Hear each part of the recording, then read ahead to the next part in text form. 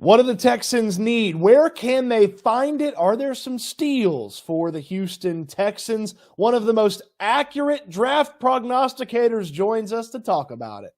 Welcome into the channel. I'm Cody Stoots. Let's talk some Texans, and let's talk with my friend Mike Luchene about the Texans' needs in the NFL draft. What does he think about how Nick Caserio has operated, and what does he think Nick Caserio could accomplish with this draft class? We go through some of the needs, where you can find some players who he likes and maybe who he doesn't like. Mike's one of the most accurate prognosticators when it comes to the NFL draft, a three-time champion for his accuracy, and we'll visit with him right now. Visiting with my friend Mike Luchene, NFL Rough Draft. You got to check out the website. It's in the link. You got the link in the description down below. Check it out. They are super accurate when it comes to talking about players in the draft. Three-time champions when it comes to the top 100 board. For a while, they could claim they were the most accurate predictors of draft success, and they're coming back for that title, baby. I'm rooting for you guys. Do you guys get a big championship belt when you win? Like, do they send that to you in the mail? I would like to say yes. You know, I told my wife, maybe I'll start buying another wedding ring for every Huddle Report championship. You know, people would just see me wearing 3 wedding rings and not know what to think of it. I got a promise for you here. The next time you win, I'll go to one of these online either trophy places or one of these online places that makes like championship rings. I'll get you a championship ring. Next time you win, I'll get you a championship ring. You're the man. All right. So let's talk a little bit about the Houston Texans. This has been a roller coaster ride for them when it comes to the draft. Nick Caserio shows up. He doesn't have a lot to work with. He still doesn't have a lot to work with because he can't trade his quarterback. And then the next thing you know, he's got extra picks, and he turns them into more extra picks, and then he makes some big moves last year and he smashed the draft last year. C.J. Stroud, Will Anderson, Juice Scruggs, once he finally got healthy, was playing well. Tank Dell obviously was a freak. Jarrett Patterson was a late-round guy who, I don't think many people were high on. He stunk at the Senior Bowl. They brought him in. He played well for them before he got hurt. I mean, they basically had an entire draft class with the exception of one guy contribute at some point. And it was fun to see. And then before this one, he moves out of the first round, uses some of that extra capital to go get Stephon Diggs. And now he's sitting here, 2 picks in the second round, a pick in the third, 2 in the fourth, and 4 late round selections. Let's talk a little bit about the Texans here, Mike. Before we get into what they got now, what have you made of Nick Caserio? Because he's unconventional sometimes with his approach. And if he likes a guy, he will make a move to go and get him, a couple of extra late round picks, be damned. Yeah. So, first, let's just be honest. He saved his job last year. Last year going out and getting C.J. Stroud and then, with Will Anderson, I think he knew, if I'm trading future draft capital, it doesn't really matter because I'm not going to be around if the team isn't good this year. But he really did do a nice job in last year's draft. And sort of one of the more underrated stories of what happened last year. So he was college buddies with Dave Ziegler and Josh McDaniels, the GM and head coach of the Raiders at the time. Now, the Texans not only drafted Tank Dell, they traded 1 spot ahead of the Raiders in that draft and took him. Now, later on in that round, the Raiders took Trey Tucker, another, sort of similar a wide receiver in that similar mold. But, it sure seems like they had some intel on their buddies over there in Vegas and, made the move up to get Tank Dell, and that certainly paid dividends. So he's done a great job over the last year, and he's got the Texans set up to be Super Bowl contenders for the foreseeable future. I think this window, C.J. Stroud is such a good quarterback that he should be able to contend for as long as he plays. But certainly the next 3 or 4 years while he's still on his rookie deal, the Houston Texans have a huge advantage over most of the teams in the league. What did you make of the trade back? They were at 23. I thought about probably 5 or 6 different guys, and I couldn't, in my brain guarantee that they're going to be at 23 when I was thinking about it. I know they're not going to be there at 42 now. I think D'Amico Ryan said that they felt like that second round was kind of the sweet spot and the meaty part of this draft. What'd you make of the move from 23 to 42 and just kind of where sort of the density is in some of the players within this draft? Yeah, so I like the deal. It's a little bit of a complicated deal because I don't think Stephon Diggs is the same player he was a couple of years ago. At the same time, this is a deal where the Bills are taking a big chunk of the cap hit there. The Texans aren't really taking on a lot of risk. They're just moving down about 20 spots in the draft. Yeah. So I like the deal for them, and I think that there'll be plenty of good players available in the 40s. All right. So so I think I'm looking at, most people when they look at the Texans, I think defensive tackle, corner, safety, and it feels like safety's, perfect right there just because there's no, real first round safety or, maybe a guy on the edge of the first round. But like, what do you think about, for as far as if that's the need, where they are and their ability to kind of address some of that and maybe even some of the names that you think, in that range kind of fit from a handful of, different positions? Yeah, I mean, you hit the nail on the head. And of course, that shouldn't surprise anyone because the Texans better than anyone. Okay, so you're absolutely right. So they've got a lot of day 3 picks, and I've got some, different areas where they can address depth that I could get to in a little bit. But when you're talking about those impact players on day 2, especially with those 2 second-round picks, I think you're right. You're looking at cornerback and safety. Now, they need a second cornerback to play outside. I think that's, I don't know, in my opinion, again, the Texans better than anyone, but in my opinion, I think that's maybe their biggest need. I'm scared to death about the corners because they've got 2 unproven guys in Okudah and Henderson, and Okudah's got an injury history. Henderson doesn't always play, not reliable. And then Derek Stingley's out there, and when Stingley plays, he's awesome.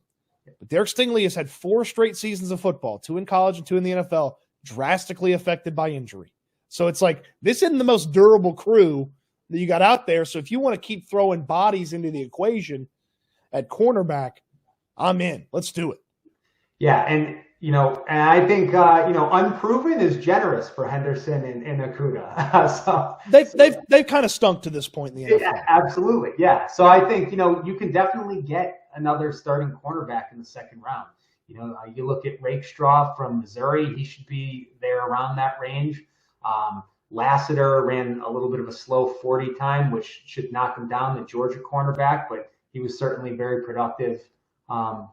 So he could be there. If you want to look at a nickel back, which I know Desmond King played pretty well last year, I believe.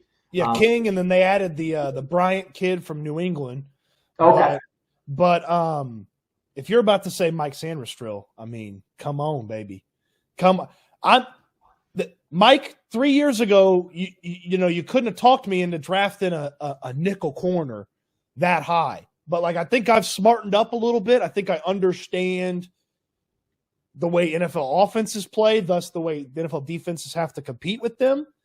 And then this guy's a monster.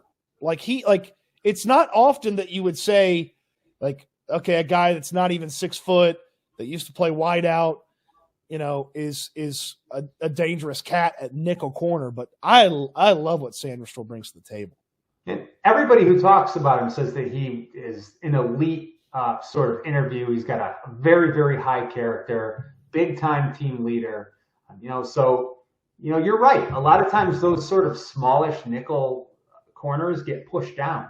But I don't know if he's going to get out of the second round from everything I've been hearing. It's a starting position at this point. I know we think about the 22 starters and we think about 2 corners and 3 linebackers and 4 defensive linemen, or 3 defensive linemen and 4 linebackers, whatever. Nickel corner, there's 23 starters on defense now. You have to have a good nickel corner or teams are going to eat you alive in the NFL. And he feels like a guy that can play right away. Is 42 too early for him? Do you feel like you're maybe putting too much value there if you get him at 42?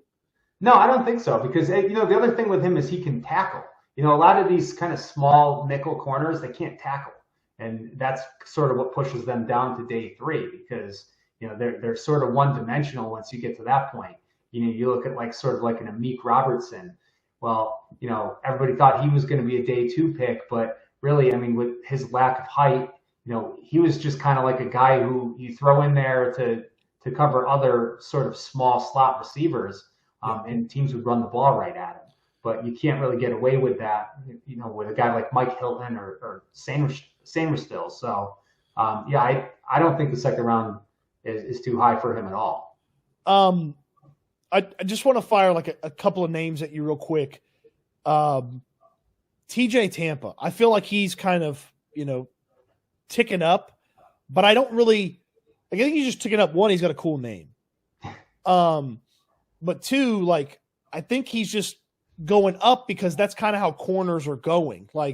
As more of these guys come off the board in the first round, inevitably it pushes other guys up maybe a little bit. So Tampa, Phillips from Kentucky, and then Max Melton is an interesting name to me as well, the Rutgers kid. Where you kind of see those 3 guys?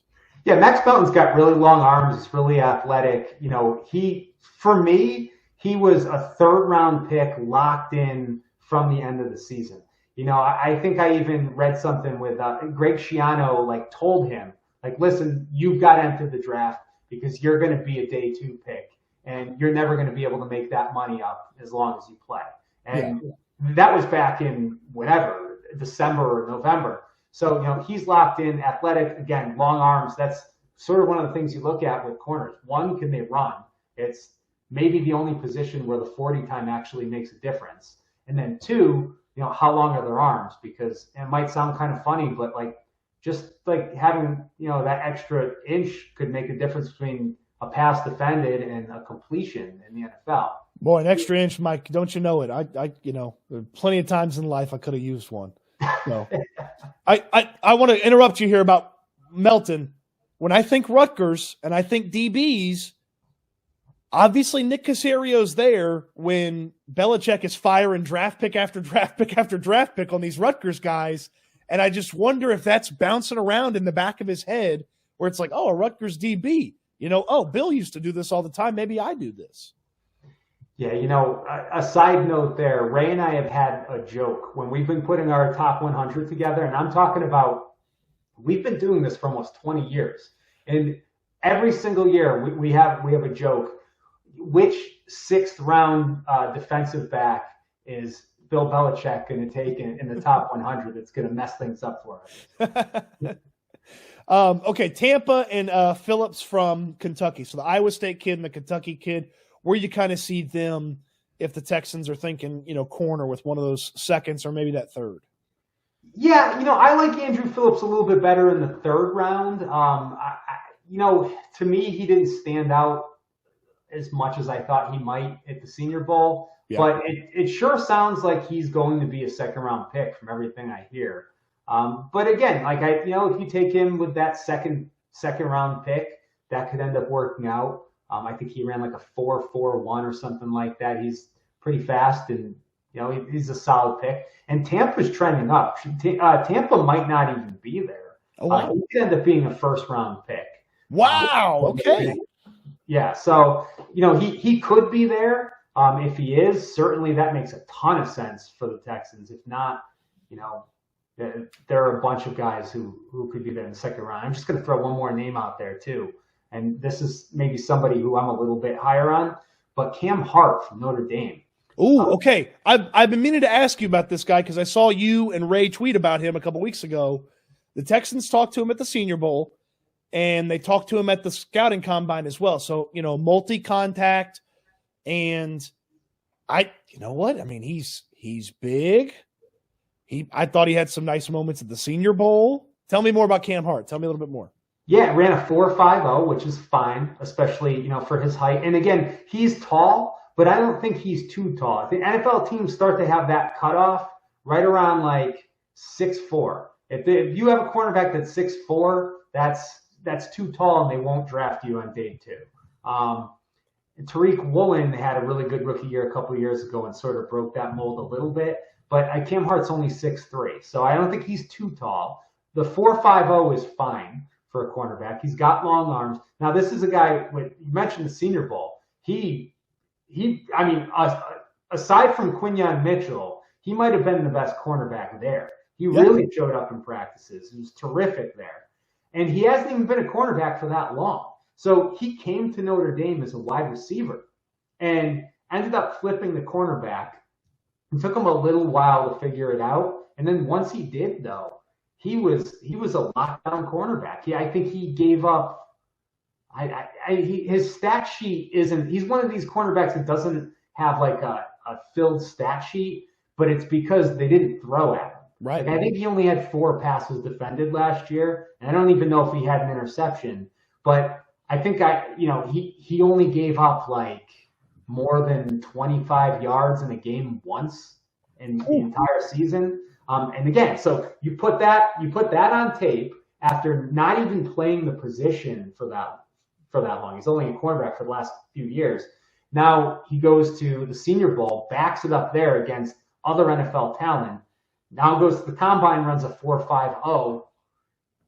To me, that's a day 2 pick. So he's someone you might even be able to get in the 3rd round. And the one thing, and it is kind of a big thing that could push him down, he's had 3 shoulder surgeries. So if that is I'm not a doctor. If team doctors deem that to flag that, he could go in the 5th or 6th round.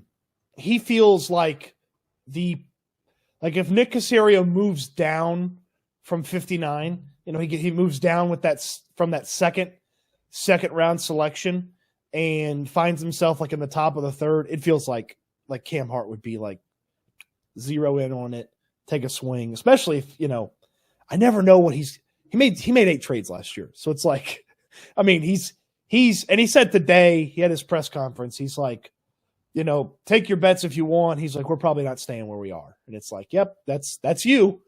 That's you. I like Hart. This is a fun one. Yeah. And if you look at all of their picks, there's no way they're going to use all of them, right? Because they have so many day 3 picks that their roster is too good to be using all those day 3 picks. So they're either going to be trading up if there's a guy that they really want to make sure they get. And again, most of them are day 3 picks. So it might be like moving up within day 3, or maybe even trading some of this year's day 3 picks for day 3 picks in 2025. Yeah. Yeah. Okay. Let's talk about the big fellas. Let's talk about the big uglies, the defensive tackles. Man, I think there's a stud. I think there's a good guy, and I think there's everybody else. And Byron Murphy's not getting past. I heard he might go top 10. He's a freak. He's the only guy, Mike, at the combine that I was standing across from, and I was looking at him, and I was like, he's kind of scary. Like the presence and the what he kind of cut through as a dude. I was like, he's scary. And now I got to think about I got to block him. He was scary. So it's Byron Murphy. I think he's way up there. Johnny Newton's I don't know. Some people think he's a 2nd round guy. Some people think he's clearly, right behind Murphy. I don't know. I don't think either of those guys are there for the Texans anywhere close. So it's I think it's everyone else at defensive tackle. What do you like from the defensive tackle group, and who do you kind of maybe see as that guy that the Texans might want to add to that room? They added 3 dudes, through free agency, 4 if you count Autry playing a little defensive tackle. So they've got options, but I think you're always looking for that guy that kind of cuts a little bit different than what you have on the roster. What do you think about the defensive tackles? Absolutely. And you're completely right about Murphy. I'm with you on that. We did a segment earlier where we talked about players I like more than the consensus. And he was one of them. Just in case you asked me 20 players, I had him ranked down over here. I would draft him before any of the edge rushers this year. I think he is that good. I think it's foolish to mock all time, to do the all time great comps, but if you tell me Byron Murphy's having an Aaron Donald-like impact for people in the near future, like, I will believe you. Like, he screws things up for the offense so much that it's like I want to put him on my defensive line. And, there was that pipe dream for a long time that, at 23, he'd be there for the Texans. I think at the Combine, somebody laughed at me. It's like, no, he's not going to be there. I was like, okay, that's fine. Yeah, I agree with you. I think top 10 for him, top 15 at worst.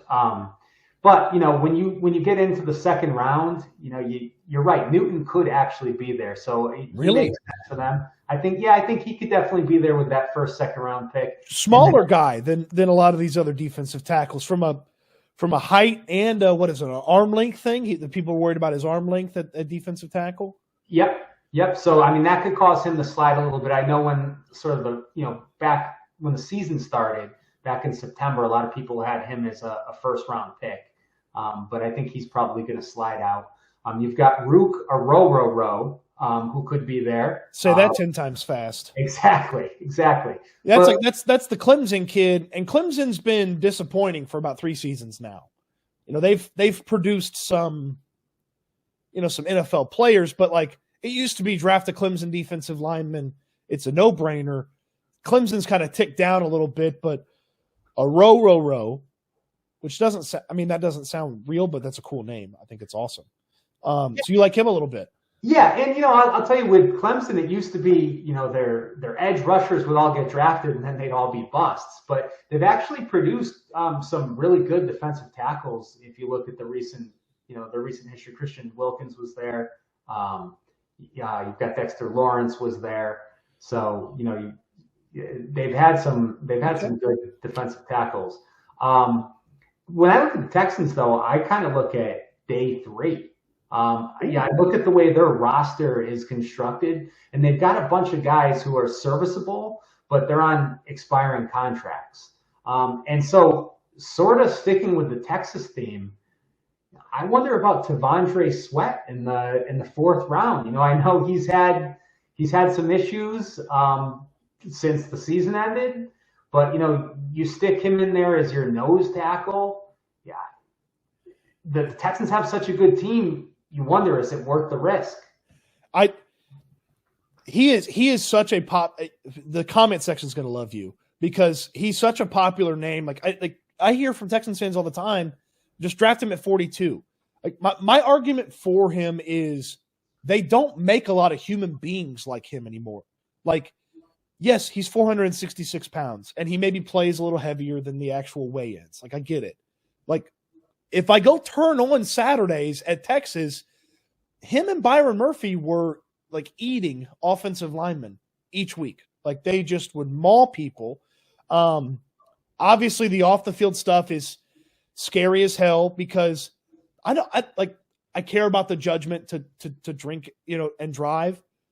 But Mike, when I think about that and I think about a guy who's got weight issues, do you have weight issues because you drink all the time? Like, are you a fat guy because your vice is alcohol? And like, how easy would it be to turn him into a 340-pound defensive lineman and use a little bit more of that athleticism because he maybe cleans up some of the partying and some of the excess? And it's like, some team is going to find the Saturday film and the profile of the human being and decide it's worth the risk. And in the 4th round, with 2 4th-round picks and the ability to maybe jump up from the back part of the 4th round to the top of the 4th round, like, I'm all about that type of risk in the 4th round. Like, day 2, I can't do it. 4th round, sign me up for a unique physical prospect at that part of the draft. You're exactly right. And I think that's right where he's going to go. End of the 3rd round or the 4th round, because, he went to he had the DWI and that wasn't great judgment. The timing of it wasn't great. That in and of itself is not the end of the world. I mean, Dak Prescott did that and it knocked him down to round 4. And, by all accounts, he's been a great leader for Dallas. But I think with Sweat, one of the issues was, he went to the Senior Bowl and refused to weigh in. There's only one reason why you would refuse to weigh in at the Senior Bowl, and that's because you weigh more than what everybody expects you to weigh. Mike, it's so weird. And look, I'm not a small fella. I would be in the, I'm a fat guy. All right. Like, it's so weird standing next to T'Vondre Sweat. He does not look fat. Like, he doesn't look fat. He doesn't have some sort of giant, like, it's not like Casey Hampton standing out there where he has the giant gut and the jersey doesn't fit him. Like, that's not how it felt standing next to the guy. But if it's not a bad deal, step on the scale. I think is probably the conversation most people have. Yeah, and I think the NFL teams and executives would be absolutely fine with 360 pounds. I think where it gets into the risk, where executives worry and they don't want to use maybe a second round pick on him for sure, maybe not even a third round pick, is so you draft him and now he's got to show up to training camp in July. And you don't want him showing up to training camp at 390 or 400 pounds. Mm-hmm. Because, we all used to play Madden when we were kids, and it was cool. We had, players like Gilbert Brown were in the league, but that's not a thing anymore. And, if these guys show up at 400 pounds, they're not allowed to practice. And now all of a sudden the GM is fielding questions from, the media. Hey, you drafted this guy. You knew he might have had issues with sort of discipline, and now here he is, training camp of his rookie season. He's, 400 pounds and he can't practice. And you worry every offseason that he shows up at training camp fat. I think that's one of the concerns. It's like, yeah, it's a 2024 concern. It's also a 2025 concern and a 2026 concern and so on and so forth. I think it's like we say all this and like the risk and like who can handle it and who can do it. I mean, I think at 95, the Kansas City Chiefs putting him next to Chris Jones is like, I mean, I know they brought back a lot of their defensive tackles, but like it's scary to think about him standing next to Chris Jones and some team trying to be like, oh, I got to run the ball with them there. Like, I look, you've got me 4th round. I'm in on T'Vondre Sweat. Like, I'm in. Like the Texans 4th round, T'Vondre Sweat, sign me up. Yeah, and the Chiefs, you're right on with the Chiefs. That's a team that takes a lot of risks like that.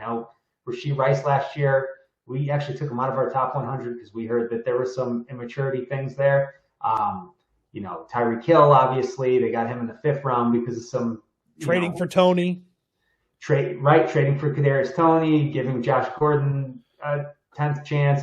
There are a lot of situations where the Chiefs have shown that they're willing to take the risk, and the 95 could be the spot. You might have that completely nailed right there.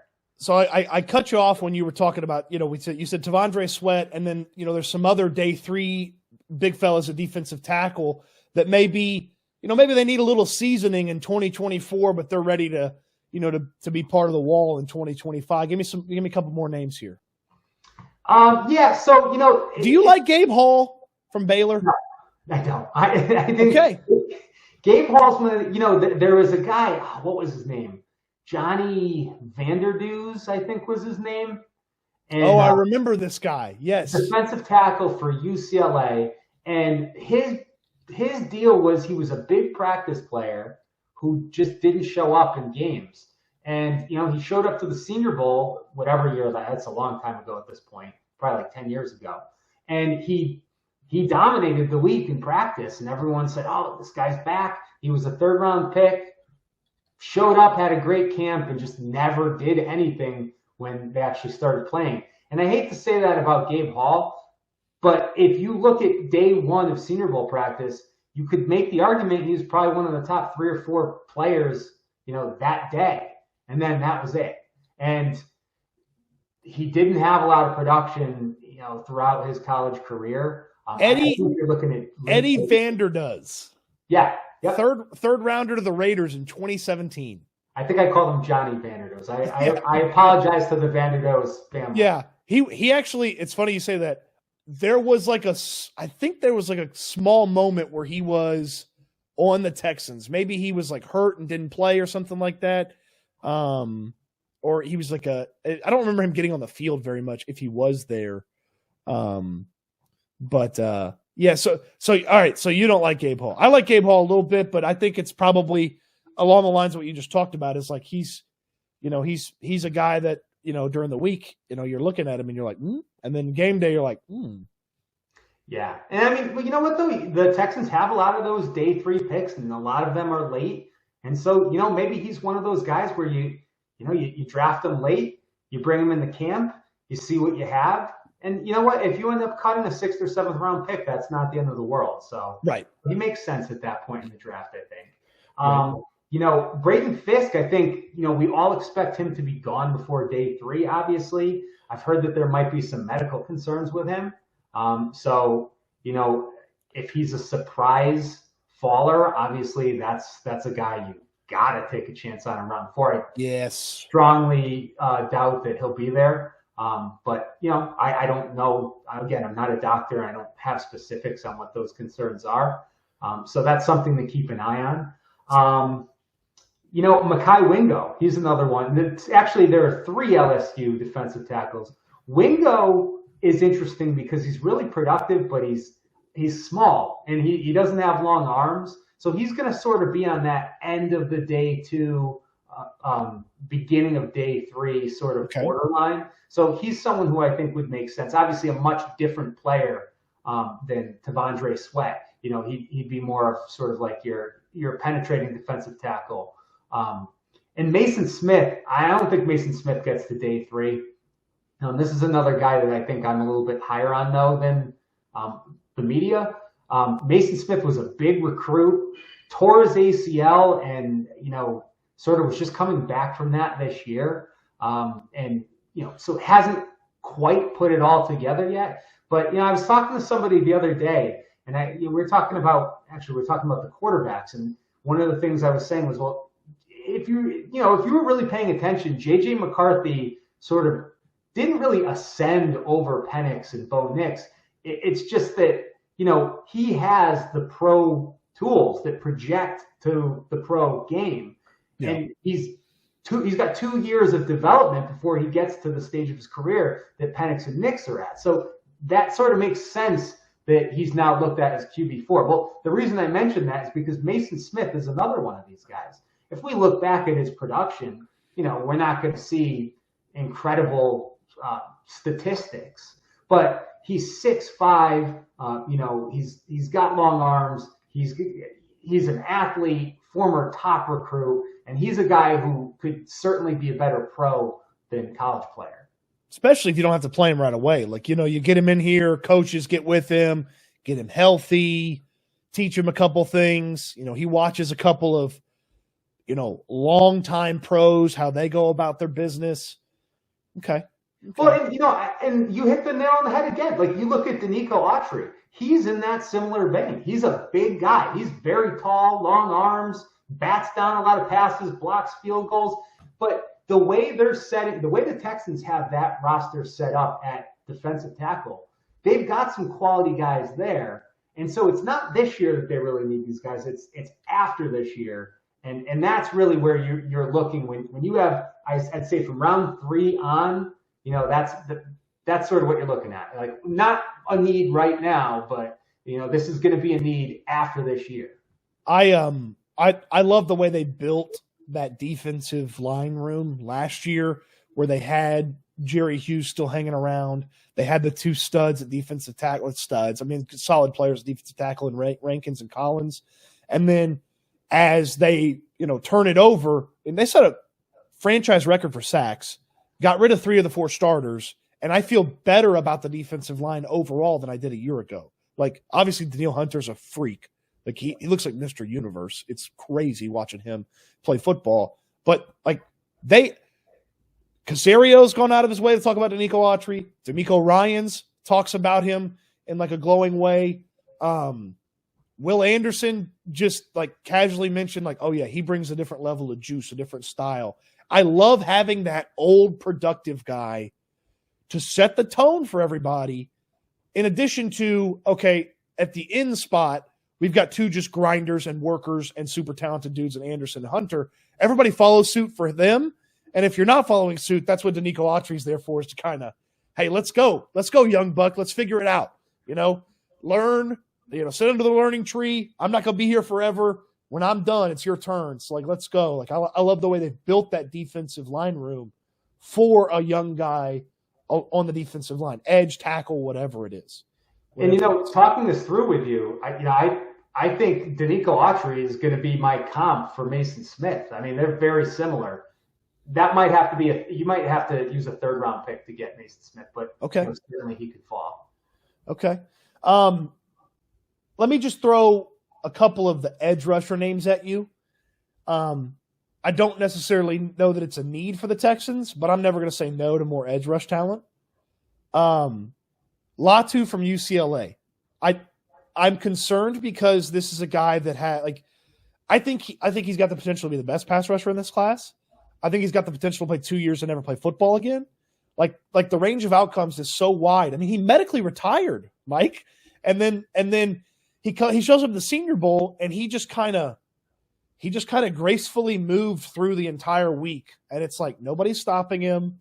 He's beating guys at the Senior Bowl. You put on the tape at UCLA, like he mauled people. I don't think people know exactly where he's going to go or who's comfortable taking him. But this isn't necessarily a Texans question as much as like, what do you think about him? Yeah, and because with the Texans, I think it depends on Dylan Horton, right? Like they're if they're going to be in the market for an edge rusher, you're looking at late day 2 or day 3 as a backup. But with Latu, yeah, I like him. So I was actually arguing with Ray earlier today. We usually agree on just about everything when it comes to these guys. It's weird. We've been doing this for so long. We have like the same brain. But for me, he's 3rd or 4th. He's right there with Chop Robinson. And it's an interesting argument because you've got Latu's the better player right now. He's just technically very savvy. He's got a host he's known for having a host of moves, being very intelligent, being, a guy who's going to be quick off the snap. And, you look at his production last year, it backs it up. Now, the medical retirement, that's one of those deals where, it's a question for the doctors. But Jalen Phillips medically retired. Mm-hmm. And he came back, he was still a 1st round pick. And he's worked out very well. I know he tore his ACL at the very end of last year. But Jalen Phillips has been a very good player for the Dolphins. And so I think there's a part of you that sort of has to say, well, let's see what the doctors say. Is he in some kind of like serious, is he not going to be able to make it through his rookie deal? If that's not the case, if he is able to make it through his rookie deal, I think you have to just take a shot because you never know. Like, unfortunately, football's a violent sport. Any of these guys can have their careers ruined by injury. So I personally have him as the 4th rusher in the draft, edge rusher. Ray's got him 3rd. I've got him and Chop Robinson very close. I've got Chop Robinson just slightly ahead. Just because, again, he won on a lot of his snaps last year. He didn't have quite the production. Well, he didn't have anywhere close to the production Latu had, but he didn't have quite the production that you would look for from a 1st round pick. But again, 21 years old, put a lot of pressure on the quarterback and could have very easily had statistics that looked a lot better if he just finished a couple of those plays. Now in another video, you gave us Jonah Ellis, a name to pay attention to. Maybe he kind of fits what the Texans do. Maybe he doesn't. Kind of in that range. Day 3 guys, there's something here. Maybe I could put him on the field and get something out of him. He's a depth piece now that, 2 years from now, he's a role player for me. I think that's kind of what you're looking for on day 3. You have a name or two that's maybe that 4th round, 5th round type of guy. Like, let's just take a swing at this guy and see what happens from an edge standpoint. Yeah, so I think there's a huge drop-off after you've got those 1st round edge rushers are really good. Yep. And then you've got Isaac and you've got Nealon in the 2nd round. And, they're going to get drafted pretty high because after that, I think there's a drop. I personally think Ellis is a day 2 pick. A lot of people have him in the 4th round. If you want to look at a couple other guys, Austin Booker would be one of them. The Kansas kid, redshirt sophomore. So again, weird to see a redshirt sophomore playing at the Senior Bowl, but he did. Unfortunately, I didn't think he looked great. He seems a little bit raw, and I feel like he might have benefited from actually staying in school for another year. But I think that scouts probably see that same thing, and that could push him to day 3. Now, on day 3, you think about a team like the Texans. Well, you don't need a starter on the edge. You might need a backup. I don't know what's going on with Dylan Horton. Hopefully he's healthy and, productive and able to play. But certainly if not, and even if he is healthy, actually, you could always use an extra edge rusher. Yeah. This is a guy where, you bring him in, he'll be active on game days, playing a limited number of snaps as a situational rusher. And then 2 or 3 years down the road, you might have a guy who's, a steal at that point in the draft. But again, though, sort of like we were talking about earlier with another prospect, Xavier Legette, in a different video, a 1-year wonder. But this is a redshirt sophomore, so barely played at Minnesota, goes to Kansas, and he just lit it up last year. Okay, Austin Booker, putting a pin in that one. All right, you're giving us a lot to think about here when it comes to the Texans. I hope the folks were taking notes. If not, you can just turn the video on and watch it again. Watch it 2 times speed and take those notes. All right, so great stuff. Mike Luchene, NFL Rough Draft. He and his partner Ray do a great job. They're some of the most accurate predictors of top 100 talent and talent in the draft. 3-time champions when it comes to the prediction game. So it's fantastic. Giving us some names to kind of pay attention to as the draft creeps closer for the Texans. And if the folks are wanting a little bit more Mike, we're going to see if Mike breaks my heart. I'm going to give him my draft crushes, and then he's going to tell me thumbs up, thumbs down, maybe a thumb sideways on some of those guys. Gosh, I hope he doesn't break my heart. We'll be watching out for that one. A loaded, long, and lengthy conversation with a lot to get to. I hope you're checking out the description to find more stuff from Mike and his partner Ray at NFL Rough Draft. In the description, we got timestamps for you, baby. So if you want to jump to certain portions of the conversation, easy for you to do there. If you're still watching here, you know about the draft party at this point. You're a diehard fan. You're going to be at the NFL Draft Watch Party with myself, Landry Locker, and Figgy Fig at Daley Sports Club. Don't miss it this Saturday. Rounds 1 and 2 will be in rounds 1, 2, and 3 will be in the books. Days 1 and 2 will be in the books. Day 3, rounds 4, 5, 6, and 7. We'll be there hanging out, talking draft with you. Don't miss it. Don't miss your chance to win a Houston Texans jersey. The information on that is right around the corner. And, of course, as always, appreciate you watching the video. Hope you enjoyed it. Can't wait till we talk Texans again soon.